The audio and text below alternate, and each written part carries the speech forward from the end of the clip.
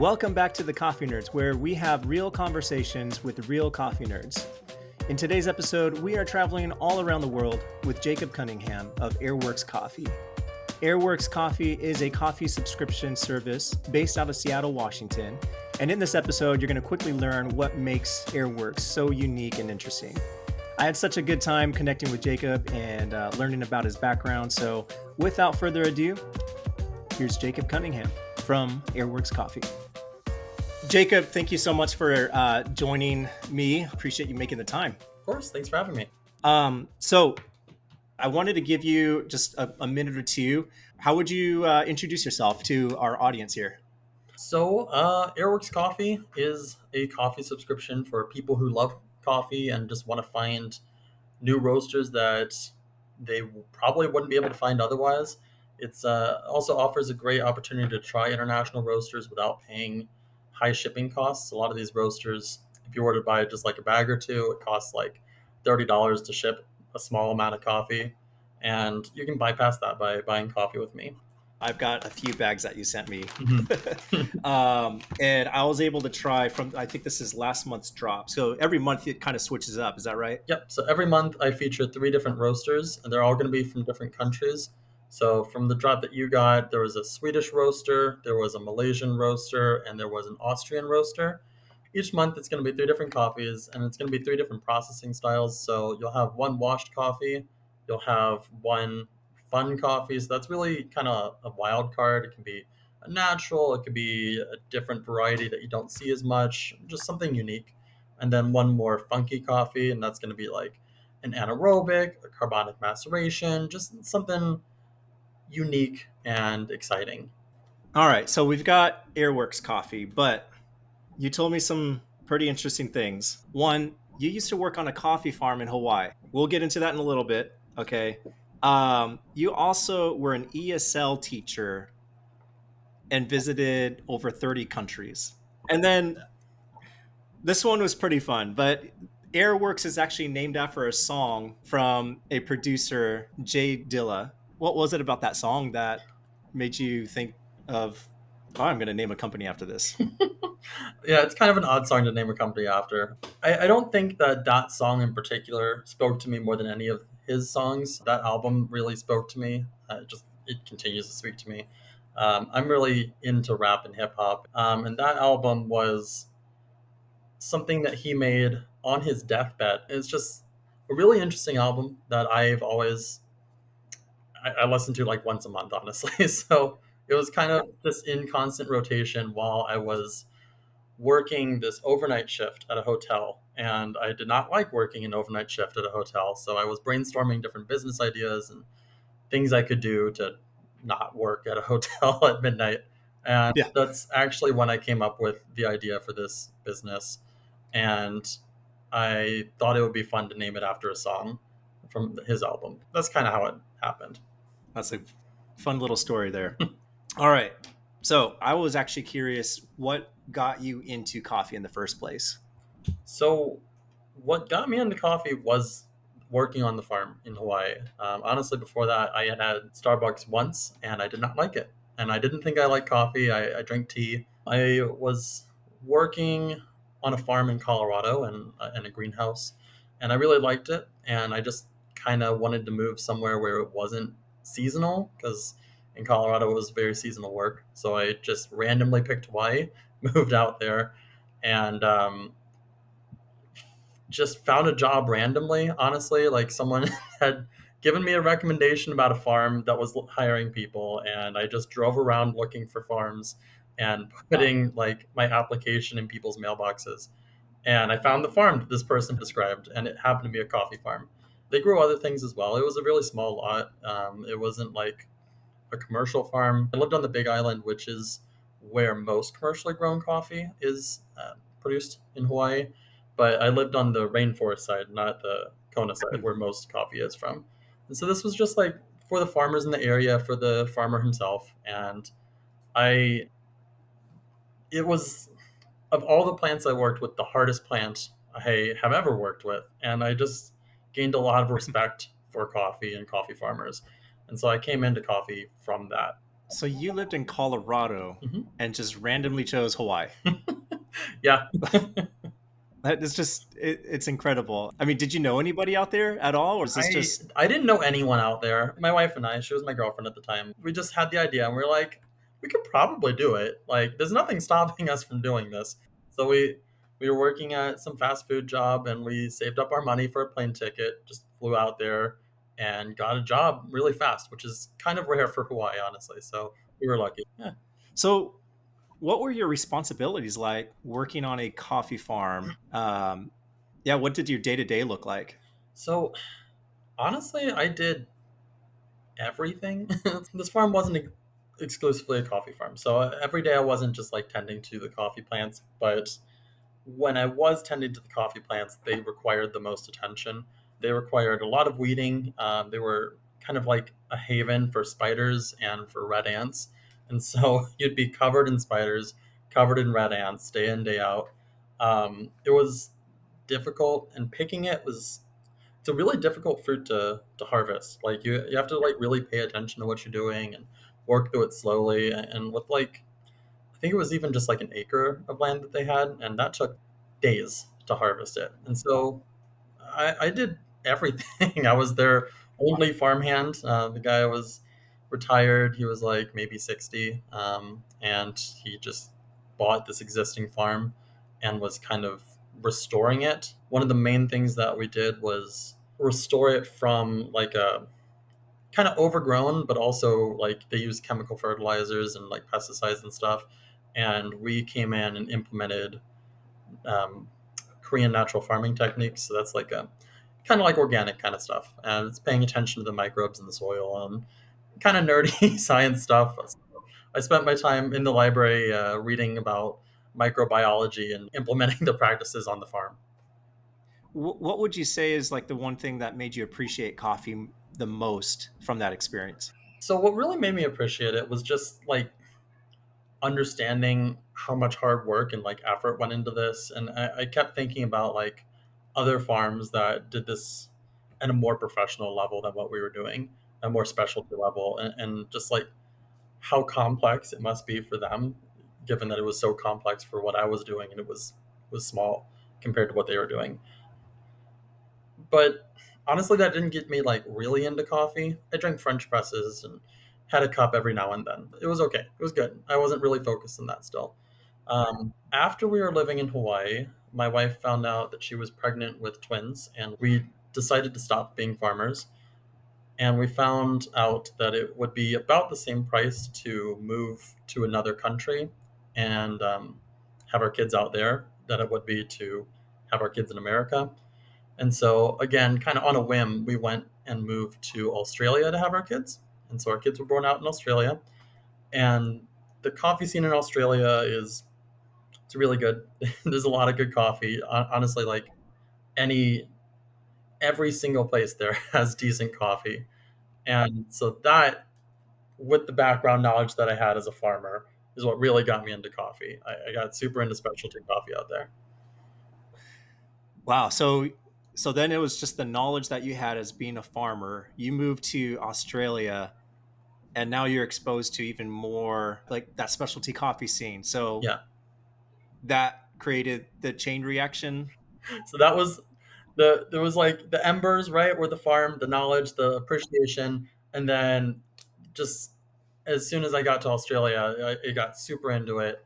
I just drank at anything I could find, honestly, and I went from drinking lattes and just like specialty drinks to Mhm. focusing on espresso and then pour overs and just really appreciating coffee. And that just continued to build as I tried different places. Was there like one drink that you tried that really hooked you in? There was actually, I can still remember it. There was this cafe called Felix and Co. in Perth. That's where I was living, and they did a few things, but they were mainly a pour over only cafe, and so they had like a changing menu with like 6 or 7 coffees that would change every 2 or 3 weeks. And I went in there and I got some micro lot Kenyan coffee from a roaster out there, and it tasted like straight watermelon juice. and it was like the most distinct flavor I had ever had in a coffee. And it tasted exactly like the notes they gave me. And they had it like they served it in wine glasses and came with its own tasting card. It was super fancy. And I was like, okay, I'm hooked. This is amazing. And this is what I want now. That's what got me into it. Wow, Australia. So, I don't know, you guys watch Bluey with your kids? Yeah, makes us miss Australia. And were there any other areas that you lived in before settling in Seattle? Yeah, I bounced around. So after I was living in Australia, I had to leave because of just visa complications. I ended up picking Austria, Vienna, Austria. I applied to a bunch of universities. My original plan was to study microbiology, which I Okay. had gotten into when farming. I had been accepted to a university in Australia, but I had to look elsewhere. So I went to Austria and got accepted to the University of Vienna. And then while I was out there, just as a way to make some extra money, I started teaching English on the side. I got certified to teach English and just kind of did it freelance just to earn some extra money. And when I started going to university out there, it became really it was getting really expensive living out there. Vienna Hmm. isn't a super expensive city, but we were just like limited in our options because of our immigration status. And as a family of four, because I had my kids with me, it wasn't super easy. So I decided to stop going to university and teach English full time. And I accepted a position out in Cambodia, and I moved to Phnom Penh, Cambodia. And so we lived out there for about a year and a half, mostly in Phnom Penh, but we also traveled around the country. I started teaching English freelance after that, just like online. And we kind of bounced around Southeast Asia for a year and a half. So we were in Vietnam for a while. We were in Malaysia. We were in Indonesia. We went to India for about 4 months. So we kind of just bounced all over the place. Wow. Yeah. So, I'm sorry, I probably lost track already, but that's great. So sorry, just the main ones. You so from Colorado you Mhm. moved to Hawaii. From Hawaii you went to Australia. From Australia then you went to Austria, and then from Austria, Cambodia. Wow. I only ended up in America honestly by accident. I I was in India and then had accepted a teaching position in Turkey and was either going to move to Turkey or to Georgia. I had been through Georgia and really enjoyed it, the country, not the state. Um, and it was like Christmas time, 2019, and my parents offered to fly us out to America to visit them. We hadn't been back in America for a couple of years, so we figured we'd Hmm. come back to see the family. It was a good offer, so we did that. And then COVID happened, and all of the borders shut down. Um, I think like a week before our planned flight out of America. So we just kind of got stuck in America. We still had like an apartment overseas. We had all our belongings out there. And yeah, we had no intention of coming back here. And so after a while of not knowing what we were going to do, we figured we were going to stay in America. And we went on a road trip, went to Seattle on that road trip, and just fell in love with it. So that's why we're here now. Wow. Just I'm processing everything because there's so many moving parts, but that is It was a lot. insane. Like you were just all over the place, Yeah. and a week before they shut down everything, right? On top of that, like just to make things even more complicated, we had an opportunity to leave. We booked a flight to Colombia like last minute. We were like, okay, I can teach English out there. It's fine. Whatever. Let's do it. And so I booked a flight, and I think it was 8 hours before our flight, Colombia closed the border. So two different times that happened. Like we're Wow. not we're not leaving. We were like, all right, this is You're- like let's just settle. Man, that is so crazy. So yeah. what was that like for you? So it's a family of four. You have your kids with you, and you're stuck essentially. From Yeah. where you guys would call home. It was rough. I'm lucky because we had my parents were able to host us, um, but I mean, like I was in America making not American currency. I was working for like two or three companies. And so one of them went out of business. One of them fired all their non-local teachers, and then the other one just like it was like 100 a month maybe. So Wow. it was chaotic, but it could have been a lot worse. I'm glad that I had somewhere to be at least. Yeah, so that's all good. It gave me time to figure out what we're doing next. But honestly, this business came as a result of trying to figure out what we're doing and have a goal to move towards. You know. Um, what were your favorite countries to visit? Or I guess in your case, it was actually live in, like your favorite countries to live in. So Australia was probably my favorite. I love Australia. It's a great country. Vietnam was definitely my second. We stayed in Hanoi for most of it, and that's probably my favorite city in the world. It's just such good food, good culture. There's really nice people. It's a great place. Yeah. Um, so Vietnam for sure. I love Georgia. We only spent like 3 weeks out in Georgia, I think, but I loved it. It was my favorite European country that I've been to, honestly. Um, Malaysia's great too. I'm a huge foodie. Like the two things I focus on are food and coffee. I might even know more about food than I do about coffee, honestly.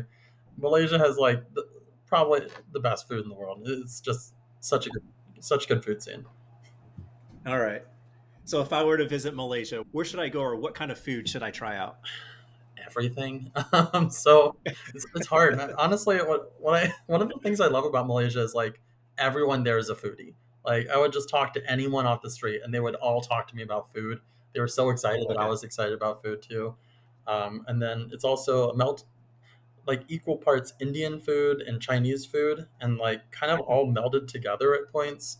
And there's even like British and Thai influence from all that. It's just there's a lot going on, honestly, but it's so good.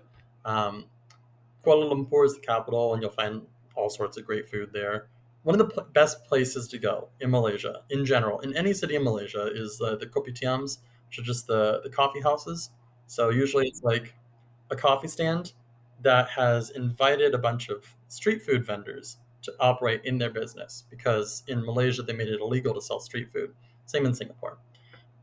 Mhm. So the coffee shops have like 15 different restaurants inside of them, and they're all like affordable. So like $1 for a meal, $2, $3, and you can get super great Indian food. You can get Chinese food. You can get like also they'll usually specialize in one or two dishes, and you can try like six different cuisines in one sitting and drink your coffee with it. And it's At a coffee at a shop. coffee shop. Man, that's got to be a business idea somewhere there. Like I would, coffee shop, get some more vendors inside, yeah, sell some food. I think that would do great in America. I'm shocked that it's not here, honestly. Wow. So, okay. So, just everywhere you went, there was some sort of really nice coffee culture. Tell me about that. What's like, what would be different in some of the countries that you visited when it comes to the coffee culture compared to what we're used to out here in America? Honestly, I think in all of those countries they had a very distinct coffee culture. Well, I mean, coffee originated in the Middle East and then came to Europe, and those are like Mhm. where you think of coffee traditions from. But Australia was one of the first countries after that to get like a well-defined coffee culture, and it kind of came from World War II, where they let in a lot of Italian immigrants. They let in the most Italian immigrants of any country, and so specialty coffee and like espresso culture really started in like the 40s over in Australia. So it's been really ingrained in their culture for a while, and like everyone I knew would go to the cafe on a weekend, like a Saturday or Sunday, and they'd sit and they'd eat brunch, and they'd sit at the cafe and talk for like hours, like 4 or 5 hours. And people didn't go to cafes to like work. They didn't take. There wasn't a lot of like to go coffee culture. It was like you Mhm. sit down, you talk with people. It's a place to socialize, and I think America kind of lost that a little bit, whereas Australia definitely has that. Um, Also, with their coffee culture, almost every cafe has really good food paired with it. Honestly, they're just killing it with the brunch scene over there. And Nice. also, they don't really put any flavorings in their drinks. They only have like one size for the drink, like a flat white is 6 ounces, a latte is 8 ounces, maybe 12, but like nothing more than that. And like they're pretty ingrained in that idea to the point where Starbucks tried to open there and failed. It's the only Wow. country that they could not breach the market, and they pulled out of the country, which Huh. I think is super unique because no one else can do that. So they're very set in their coffee ideas, and that's a good thing mostly. What other countries kind of stand out with their coffee culture? So in Vienna, where I was living in Austria, that's where European coffee houses originated from. So the Mhm. first non-Arabic coffee houses in the world were in Vienna. And the story goes that some Turkish soldiers had left coffee beans on the ground at a battle or something, and some merchant tried to sell it. That's the old Viennese story. Who knows what happened? But they have Yeah. like a really well defined coffee culture. The coffee's not good if of that culture. It's like really Okay. dark roast, um, a lot of like heavy whipping cream and stuff like that. But they're in these like really opulent buildings, like really gorgeous Baroque, like decked out Okay. buildings, chandeliers, statues, and whatnot. And you get like your slice of cake and your coffee, and that's a very Viennese thing. They have a more modern coffee scene too. It's not as developed as other parts of Europe, but it does exist. So that's part of it. But there's this like old coffee history too that they have. And then like Cambodia, when I was living there, doesn't really have a coffee scene. They have coffee, but it's not like I mean, it's a part of the Sure. culture. It's just not like a huge part of the culture. But in Vietnam, they have a very distinct coffee culture. Mhm. Pretty much in any city you're at, there would be cafes. You could go to a cafe anywhere, get your really dark fin drip coffee, and get it with Mhm. condensed milk, and it'd be like spilling into the streets. They usually serve sunflower seeds with coffee, which is a great combo. I love that. And there'd be like people smoking everywhere, drinking their coffee. It felt like it was in France, honestly, and like this Yeah. weird like French coffee culture happening in Vietnam, and it's awesome. I love the coffee scene out there. I had some great coffee in Vietnam. A lot of it, there's specialty robusta out there that's really good. Mhm. There's other varieties that are being grown in Vietnam that are also really good. I think Asian coffee, both Asian grown coffee and Asian roasters, is kind of like the future for specialty coffee. I think we're gonna climate change is a part of this, but it's also just like people focusing more on producing quality coffee instead of just Yeah. commercial grade. I think countries like Vietnam, Thailand, Myanmar, India, they're going to be the next wave of coffee producing countries that we see. So you had your experience as a coffee farmer, Mhm.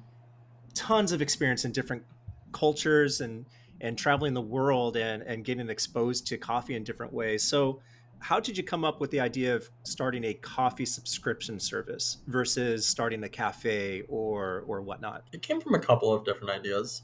One of them was when I came back to America, I was looking to get more into the coffee scene here, and I didn't know which roasters were good. Hadn't tried a lot of American roasters, which is the opposite of most people, but I didn't know a lot of American Interesting. roasters. Yeah.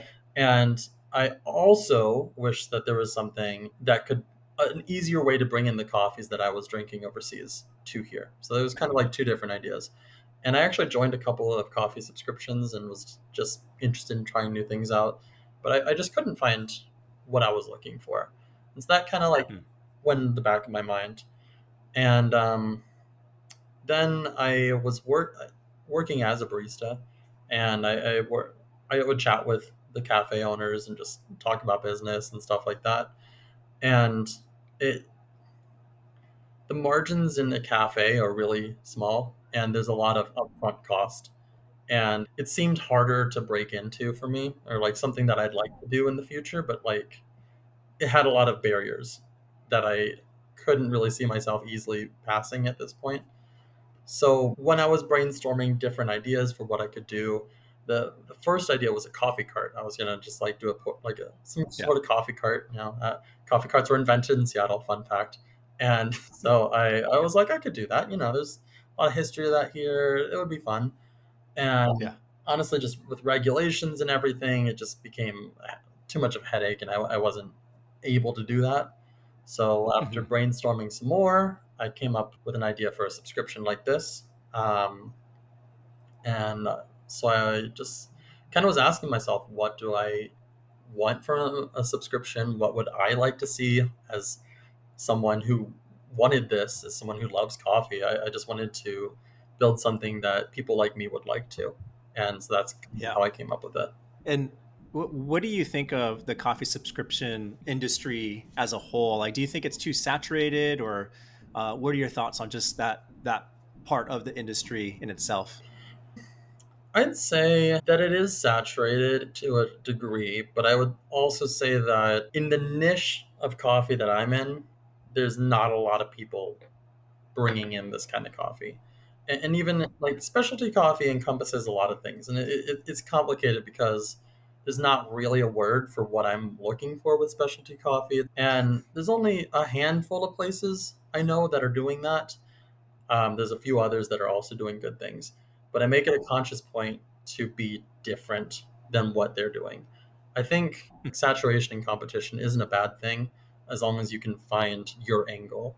And my angle is focusing on roasters that don't have international spotlight. So smaller Mhm. roasters. So like from this drop that I just did, I brought in John Small, which is a Korean roaster. They are super small. They don't have a website. They don't have a logo. They don't have like any international presence really. And I just reached out to them with DMs and set up something with them. And I'm 99% sure that I'm the only person in America who's ordered their coffee. So that's kind of what I'm leaning into is these smaller roasters or these roasters that just really aren't like in any capacity in America, and building those Yeah. relationships and getting people excited about coffee that they just can't find. Yeah, it's really unique, and as you describe it, I just think it's important for any business to understand their niche, right? So you're doubling down on international roasters. Mhm. So yes, there's a lot of coffee subs out there that you can choose from, but Jacob, you've got one where you got roasters that you can't find in the US. I think the more you focus on that, you're not spreading yourself out too thin, trying to do everything and please everybody. So the more that you double down on your niche, the more you're going to find your people. That's kind of what I'm thinking. I support everyone that is doing similar things to me, and as a way of being respectful to them, and also just making my business as strong as possible, I'm focusing on this very narrow sect of coffee, and I'm really excited about what I'm bringing in. You mentioned earlier that, I mean, there's some roasters that you source from and purchase from, but like they don't even have a website. So how do you get in touch with these guys? Like, how are they even getting on your radar?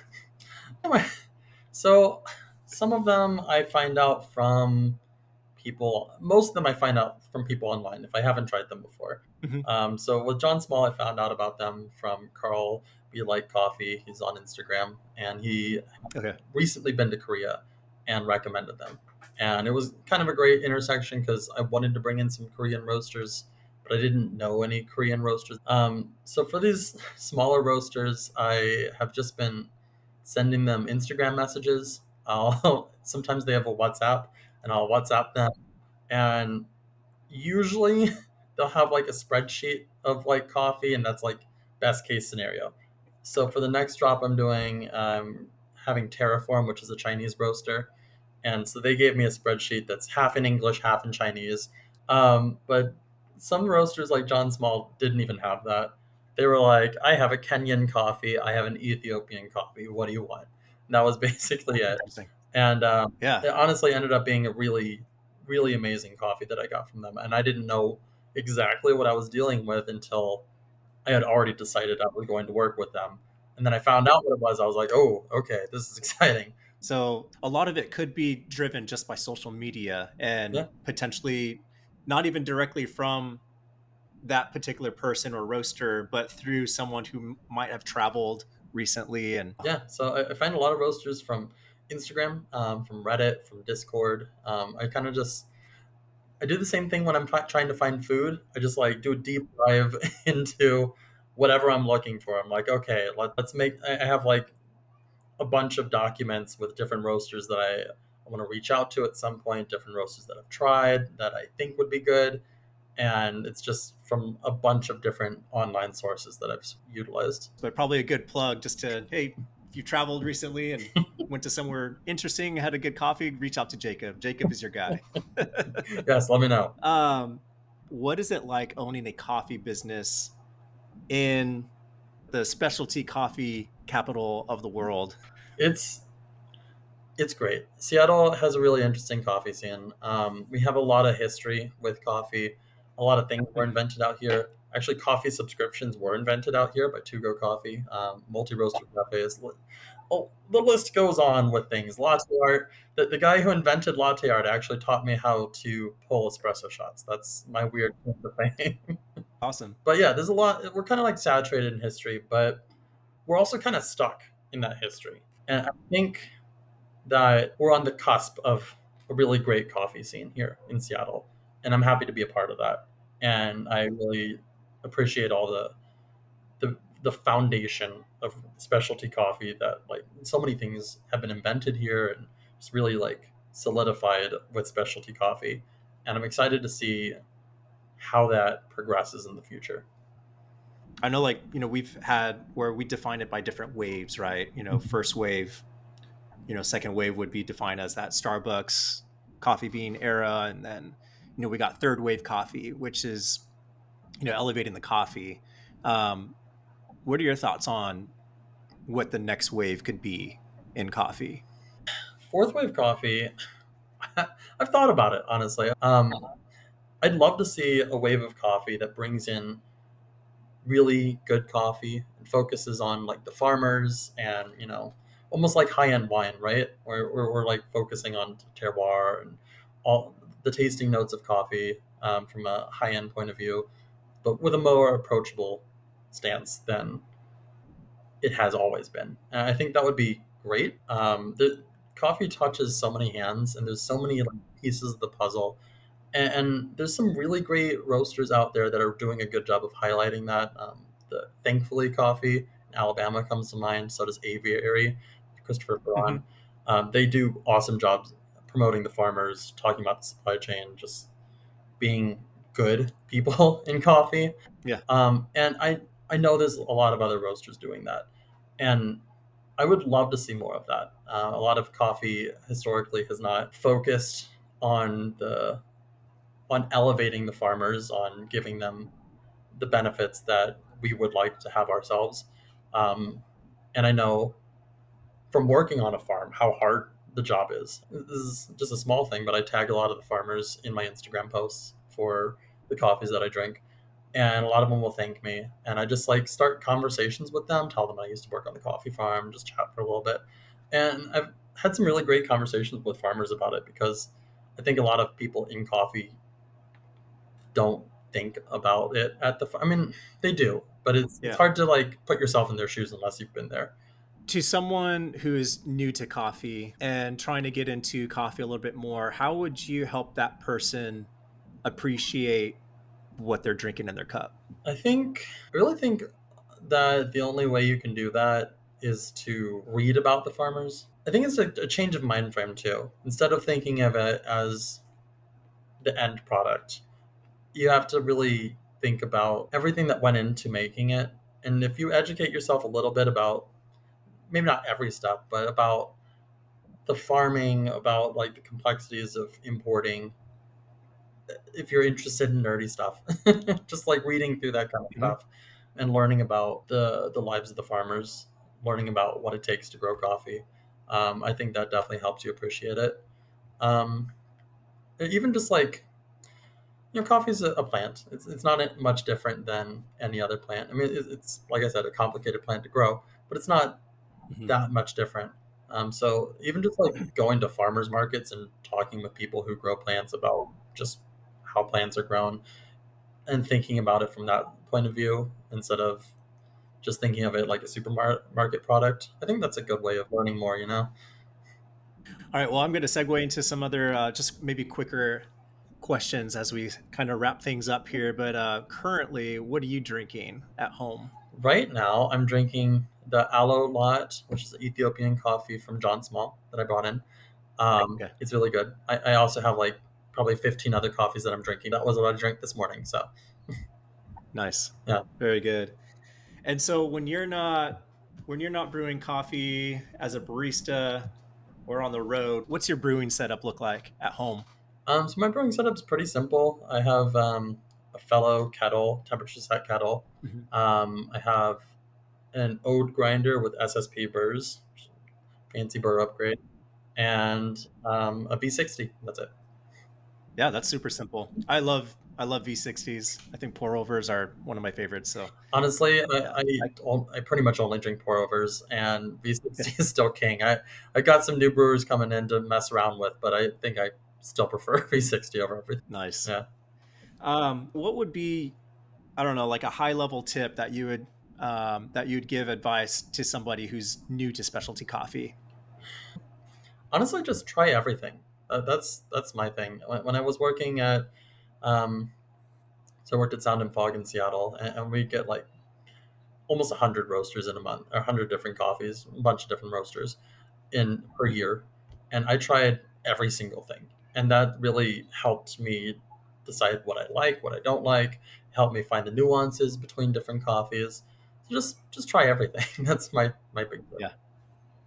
And then kind of the same thread, but what would be like your number one tip that you would tell or encourage like a fellow entrepreneur or a business owner?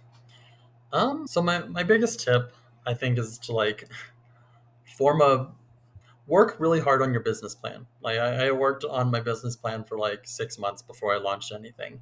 And then the biggest piece of the business for me has been networking. I have probably 100 people that I'm messaging on a weekly basis. Mhm. Maybe that's more Yeah. than some people, but my entire business is revolved around networking, just chatting with people, and that's just actually just being a part of the community, whatever business it is, Mhm. actively a member of the community and talking with as many like-minded people as possible.